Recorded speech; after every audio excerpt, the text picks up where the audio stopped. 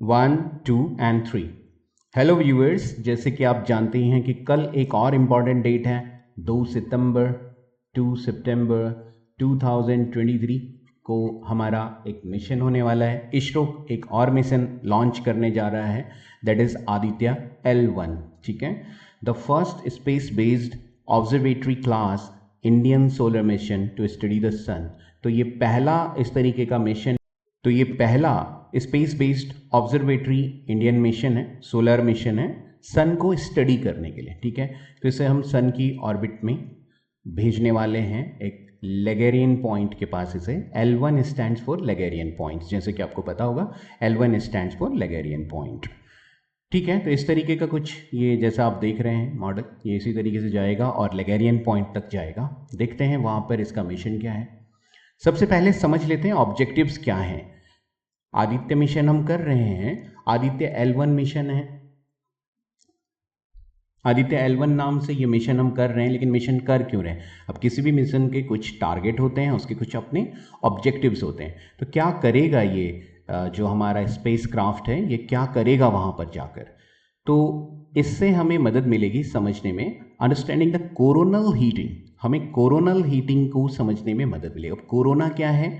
Corona सन की outer layer होती है, जो इस तरीके से सन से फ्लेयर्स निकलती हैं, जो वेव्स निकलती हैं, उसका जो आउटर पार्ट है सन का, एक आउटर पार्ट है जहां पर हम उसे बोलेंगे कोरोना। कोरोना यानी जहां सूरज की किरणें फैल रही हैं चारों तरफ, तो वो एक रेंज है जहां पर हम कोरोना जिसे हम बोलते हैं। तो इस तरह से निकलने वाली जो किरणें हैं उन्हें हम कोरोना बोलते हैं। तो कोरोनल हीटिंग और सोलर वाइंड्स, जो सोलर वाइंड होती हैं, सोलर वाइंड जो चलती हैं, उनके हम यहाँ पर स्टडी करेंगे, उनका एक्सेलरेशन को समझेंगे कि सोलर वाइंड किस तरह से एक्सेलरेट हो रही हैं। कोरोनल हीटिंग और सोलर वाइंड एक्सेलरेशन। दूसरा है कोरोनल मास इजेक्शन। का मतलब है जो कोरोना है सन की, जो चारों तरफ सन की कोरोना जो फैल रही है, उसमें कुछ मैग्नेटिक फ्लेयर्स निकलते हैं, उसमें कुछ आयनाइज्ड पार्टिकल जो इजेक्ट होते हैं, उनकी स्टडी करेगा। तो ये दूसरा ऑब्जेक्टिव है। तीसरा ऑब्जेक्टिव है to understand coupling and dynamics of solar atmosphere. Actually dynamics मतलब जो डिफरेंट टाइप के मूवमेंट्स होते हैं, डिफरेंट टाइप के जो चेंजेस आ रहे हैं, जो टाइम टू टाइम जो चेंजेस आ रहे हैं सोलर एटमॉस्फेयर में, सन का जो एटमॉस्फेयर है। तो यहाँ सोलर से मतलब केवल सोलर नहीं है, सन और उसके आसपास का जो उसकी प्लानिटरी एरियाज हैं, प्लानिटरी पोजीशंस हैं, उन सभी जगह पे किस तरीके के एटमॉस्फेयर में कैसे कैसे चेंजेस आ रहे हैं, किस तरह से एटमॉस्फेयर की कपलिंग्स हैं आपस में, किस तरीके के उनके कॉपरेशंस हैं। तो किस तरह से सोलर एटमॉस्फेयर में जो चेंजेस आ रहे हैं उनको, उनकी डायनामिक्स को स्टडी करेगा। Understand the solar wind distribution, solar wind distribution और temperature anisotropy.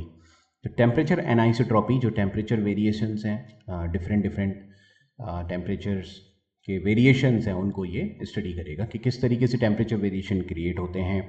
Wind distribution, solar wind distribution किस तरीके से होता है। Spacecraft is plan to place in the halo orbit. तो कहाँ पर इसे प्लान करना है, तो देख लेते हैं कहाँ प्लान करना है। This is plan to be placed in halo orbit. अब हेलो, हेलो बोलते हैं सन को ही, ठीक है। हेलो हीलियम से बना हुआ है सन, तो इसको हेलो भी बोला जाता है। तो हेलो ऑर्बिट में प्लान करना है इसको, प्लेस करना है इसको, स्पेसक्राफ्ट को। ये जो हम यहाँ से भेज रहे हैं वो एक स्पेसक्राफ्ट है, ठीक है। तो ये कोई लैंडर नहीं है जो लैंड करेगा सन पे जाके।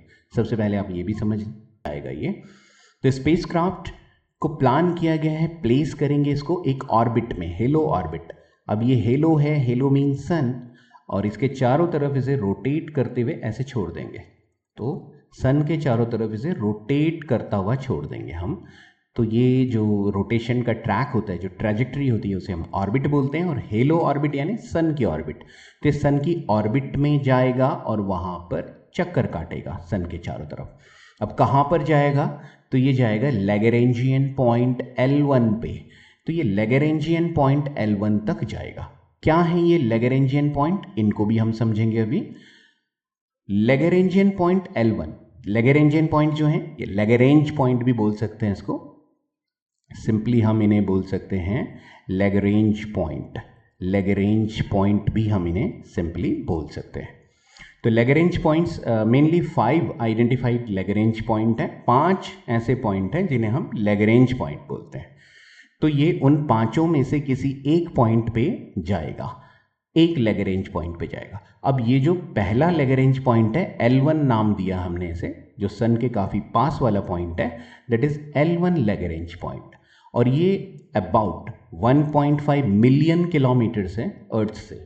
अर्थ से कितना दूर है ये? 1.5 मिलियन किलोमीटर्स, यानी 15 लाख किलोमीटर की डिस्टेंस पर ये पॉइंट है। तो ये जो हमारे स्पेस क्राफ्ट है ये कितनी दूर जाने वाला है अर्थ से? ये 1.5 मिलियन किलोमीटर जाएगा, यानी 15 लाख किलोमीटर ये ट्रैवल करेगा L1 पॉइंट तक पहुंचने के लिए। ठीक है, अब L1 कौन सा पॉइंट है उसे हम समझ लेते हैं यहाँ पर। तो देखिए इस तरह से, अगर हम, ये सन है सेंटर पे एक जगह पे सन है, तो जैसे हम जानते हैं कि अर्थ जो है वो रोटेट करती है सन के चारों तरफ। अर्थ है वो सन के चारों तरफ इस तरह से रिवॉल्व करती है, तो पूरा वो रिवॉल्व करती है। तो ये जो ऑर्बिट है ऐसे रिवॉल्व कर रही है अर्थ। अब अर्थ हमेशा सन से कुछ दूरी बना के रहती है, अर्थ और सन के बीच में हर जगह कुछ दूरी है। ठीक है, अगर अर्थ यहां पे होती है तो वो L4 पे होती है। अर्थ और सन के बीच में एक दूरी मेंटेन है, और अर्थ दूर से ही सूरज के चक्कर काट रही है। अब इस पे कुछ पॉइंट आइडेंटिफाइड हैं जो एस्ट्रोफिजिसिस्ट ने आइडेंटिफाई किए हैं। एस्ट्रोफिजिसिस्ट ने यहाँ पर कुछ पॉइंट आइडेंटिफाई किए हैं। ये है L1, L2, L3 और L4 नाम से जो आप देख रहे हैं इन सभी को। ये देखिए L3 है यहाँ पर, ये L1 है, यहीं पे वो जाएगा इसी पॉइंट पे। यहाँ पे देखिए मैं एरो बना देता हूँ, इस पॉइंट पे उसे हम स्टैब्लिश करेंगे, यहाँ पर लेके जाएंगे उसको। L2 इस तरफ है, इस डायरेक्शन में L2 होते हैं। L3 यहाँ पर है और L4 ये है, L5 ये वाला पॉइंट है। तो यही वो लैग्रेंजियन पॉइंट है। अब एक्चुअली ये लैग्रेंजियन क्यों है? ये 5 लैग्रेंजियन पॉइंट, तो ये लैग्रेंज पॉइंट है। अब लैग्रेंज पॉइंट ऐसा नहीं है कि केवल L1 एक ही होता है, तो L1 क्यों बोलते हैं? L1 एक लैग्रेंज पॉइंट है, एक लैग्रेंज पॉइंट इस तरफ भी है, तो rest of the universe and earth का जो फोर्स है वहाँ पर इक्वल हो जाता है।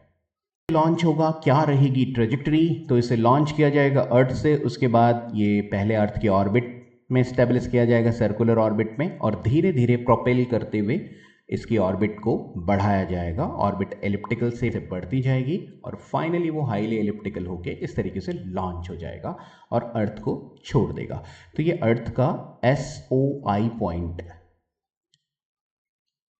स्फेयर ऑफ, अब ये SOI एग्जिट, अर्थ का SOI एग्जिट, ठीक है, ये अर्थ सेंटर्ड ऑर्बिट ट्रांसफर है। अर्थ सेंटर्ड ऑर्बिट मींस कि पहले हम इसे लॉन्च करेंगे और अर्थ सेंटर्ड ऑर्बिट में घुमाएंगे, अर्थ सेंटर्ड ऑर्बिट्स में इसको रोटेट होने के लिए छोड़ेंगे, धीरे धीरे इसकी ऑर्बिट्स को बढ़ाते बढ़ाते बढ़ाते बढ़ाते फिर इसे एग्जिट करेंगे। तो एग्जिट फ्रॉम SOI। अब SOI क्या है? SOI है स्फेयर ऑफ इन्फ्लुएंस,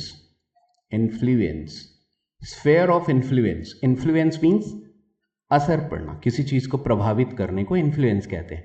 तो ये वो लास्ट ऑर्बिट है जहां तक अर्थ का इन्फ्लुएंस है, अर्थ यहीं तक इन्फ्लुएंस करती है। इसके बाद अर्थ का जो इन्फ्लुएंस है, इसके ऊपर जो प्रभाव है ग्रेविटी का, अर्थ की ग्रेविटी का प्रभाव इस पर समाप्त हो जाएगा और ये SOI से बाहर यानी स्फेयर ऑफ इन्फ्लुएंस से बाहर चला जाएगा और फिर ये क्रूज फेज से होता हुआ इस लैग्रेंजियन पॉइंट पे स्टैब्लिश हो जाएगा और इस लैग्रेंजियन पॉइंट पे चक्कर काटने लगेगा। तो इस लैग्रेंजियन पॉइंट पे ये ऑर्बिट करने लगेगा। पॉइंट है L1 पॉइंट जो 1.5 मिलियन किलोमीटर्स दूर है अर्थ से, और इसी पॉइंट को इसने ऑर्बिट करना है जाके। ठीक है, तो इस तरह से इसका पूरा प्लान